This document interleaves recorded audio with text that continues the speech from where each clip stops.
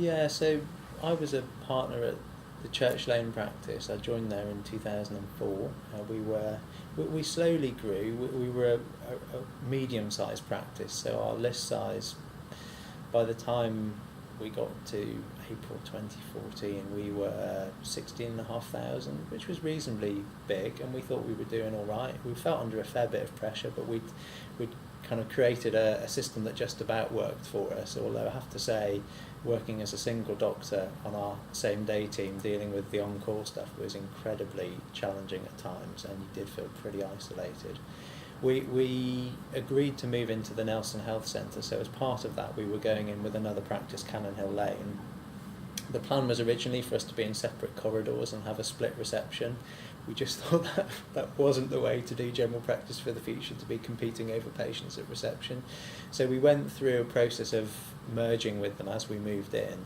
We did quite a lot of work on that, so we did a number of workshops with them. We did some whole team away days for each organisation and then together to think about our vision and values and make sure we were aligned. We put a lot of time and energy into making it happen, but it was still incredibly difficult. Bringing two different organisations together is hard work, and there's all sorts of assumptions people make about how you do stuff and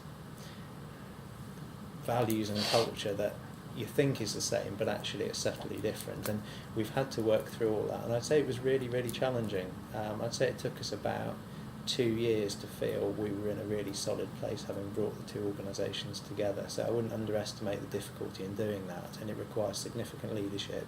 You have to put a lot of time and investment into some of the softer stuff to make it work. I do feel it's pretty successful now. It seems to be working much better, but it wasn't easy.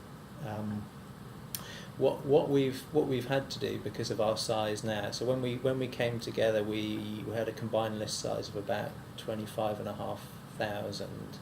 Over the last 3 years, we've grown to 28,500. So 1,000 patients a year, which is quite significant growth, and you have to adapt to that. So we're now 28,500, which is the sort of size that people are saying is about sustainable. So the primary care home model says practice or group of practice should be looking at the 30 to 50,000 number. I still think we're a bit small. I think with a bit more size, we'd probably have the infrastructure and resource to allow us to function as I think we need to. But we're getting there. Some of the things that have been particularly successful that we've really had to do. One is to create a team structure. So having a single organisation looking after nearly 30,000 patients, it's very difficult to provide any sort of continuity for patients and to own patients, and also it's a really big team.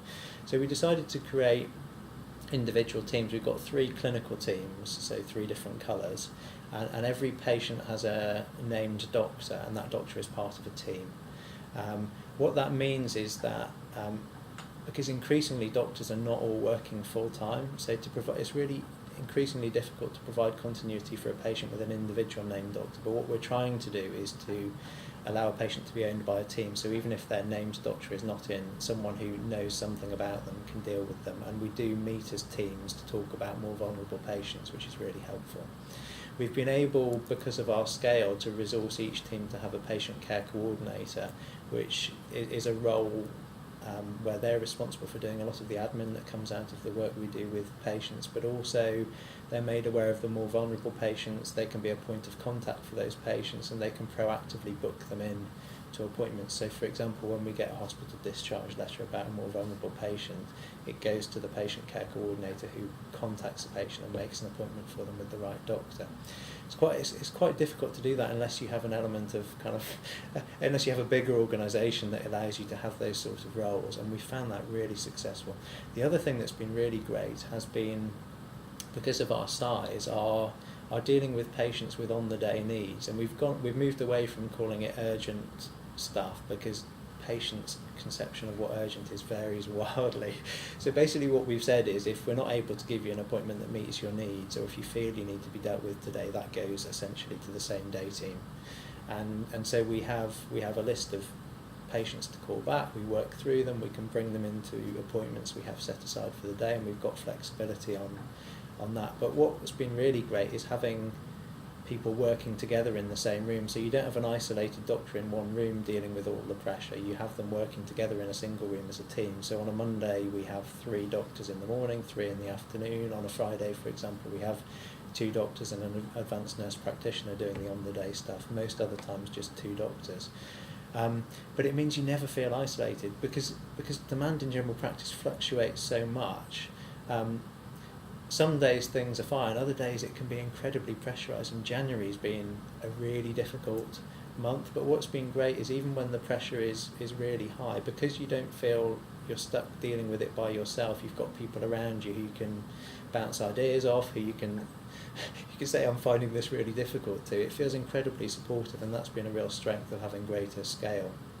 The other thing we've been able to do is just link up all of our younger doctors, our salaried doctors, with an older doctor who can act as a mentor for them. So we've developed those buddying relationships, and we're also able to do evening meetings for our salaried doctors, which have been really successful. And it just means they feel valued and supported, and we've tried to have conversations with all of them about what their aspirations are to make sure they've got a development plan that suits them. I just think it's really difficult to find the time to do that unless you've got the flexibility that comes with a bit more scale. The other thing we've been able to do is to create a clinical director role. So I've got 2 doctors who have between them 5 sessions a week in non-patient facing clinical work. So their role is to look at all our pathways for patients, all our kind of management protocols for patients, and to make sure they're robust and right and well governed.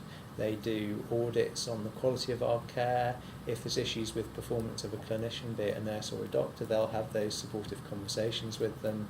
And a lot of the stuff we want to do in terms of improving the way we work as a practice, a fair bit of that where it relates to clinical work is led by the clinical directors, and that's been really helpful.